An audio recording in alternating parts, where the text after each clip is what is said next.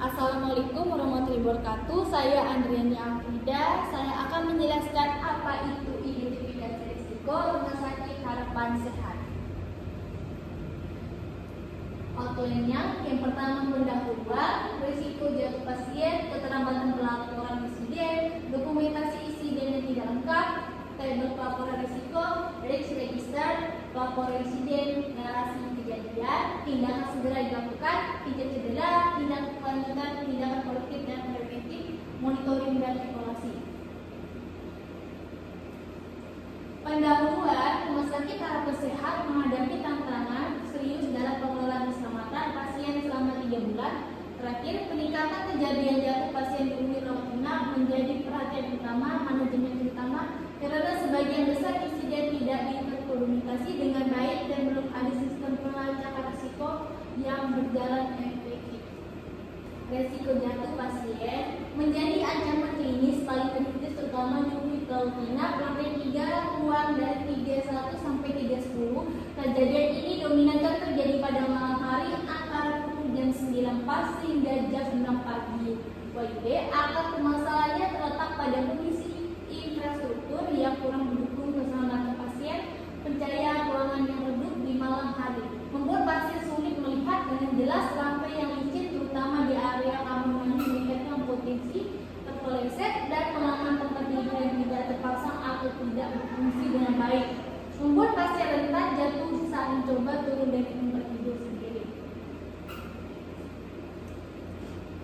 Keterlambatan pelaporan insiden merupakan risiko klinis yang bersifat sistemik dan menyebarkan di seluruh unit rawat inap lantai 2, 3, dan 4. Masalah ini terjadi setiap hari dengan intensitas lebih tinggi pada shift malam dan akhir pekan. Penyebab utama adalah prosedur pelaporan yang tidak jelas atau terlalu rumit ditambah dengan budaya organisasi yang masih mengedepankan untuk staf takut disalahkan jika melaporkan insiden. Kurangnya pemahaman tentang pentingnya pelaporan insiden membuatkan banyak kejadian yang tidak terlapor tepat waktu. Dokumentasi insiden yang tidak lengkap menjadi risiko non-klinis ketiga yang memperburukkan situasi. Terpusat di unit rawat inap lantai 2 dan 3, masalah ini memunculkan terutama pada shift malam staf kurang mendapatkan pelatihan tentang cara dokumentasi yang benar, sistem yang masih berbasis kertas manual, memakan waktu dan terletak kesalahan dan formulir yang tidak standar membuat staf bingung harus mengisi apa. Dampaknya berkelanjutan data insiden menjadi tidak akurat dan tidak lengkap. Kesulitan melakukan analisis akar masalah untuk mencari solusi efektif dan paling krusial, insiden tidak dapat digunakan sebagai bahan pembelajaran untuk mencegah kejadian serupa di masa depan. Di sini ada gambar-gambar tentang tabel pelaporan risiko dan melanjutkan juga risk registernya. Register ada pelaporan insiden rumah sakit harapan sehat, informasi pasien. Contohnya nama pasien Tuan A, umur 68 tahun, nomor medis FR12356, diagnosisnya post stroke hipertensi, risiko jatuh sangat tinggi, skornya 65. Narasi kejadian, pasien ditemukan terjatuh di samping tempat tidur pada shift malam pukul jam 11.30 WIB. Pasien mencoba turun dari tempat tidur untuk ke kamar mandi tanpa memanggil perawat. Saat kejadian pengalaman, tempat tidur tidak terpasang dengan benar. Pencahayaan ruangan redup karena hanya menggunakan lampu tidur.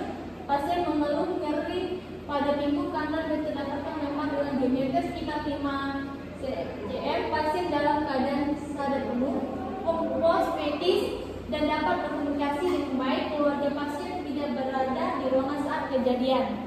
Tindakan segera yang dilakukan, pasien segera dibantu kembali ke tempat tidur dengan bantuan 2 perawat. Kedua, pemeriksaan vital ISE. Ketiga, observasi tingkat kesadaran penuh.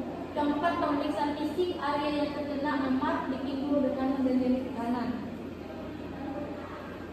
Tingkat cedera, kategori minor injury atau cedera ringan. Deskripsi memar pada pinggul kanan dengan diameter 5 cm, jari ringan dan tidak ada fraktur terdeteksi melalui pemeriksaan fisik. Tindak lanjut, observasi ketat tiap 2 jam selama 24 jam pertama, konsultasi dokter untuk pemeriksaan XRA, Minggu jika diperlukan, pemasangan tanda risiko tinggi jatuh di tempat tidur pasien. Di sini ada gambar analisis tindakan korrektif, diagram Ishikawa, fishbone diagram. Tindakan korrektif dan preventif, monitoring dan evaluasi. Monitoring evaluasi, indikator keberhasilan, indikator angka kejadian jatuh pasien, BSL 5 kasus per bulan, target 3 bulan 2 kasus per bulan, target 6 bulan 0 sampai 1 kasus per bulan, metode pengukuran lapor insiden bulanan. Indikator kondisi penggunaan pengaman PP BSL 66%, target 3 bulan 90%, target 6 bulan 100%, metode pengukuran audit keselamatan kerjaan. Indikator kecepatan pelaporan insiden BSL 48 jam, target 3 bulan 12 jam, target 6 bulan 4 jam, metode pengukurannya data sistem pelaporan. Indikator kepuasan pasien terkait keselamatan biasanya 3,2/5, target 3 bulan 4,0/5, target 6 bulan 4,5/5, metode pengukurannya survei kepuasan pasien.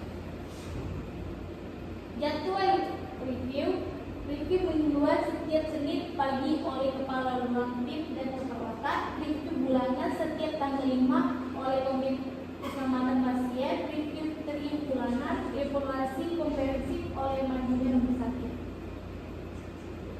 Sekian dari saya, terima kasih.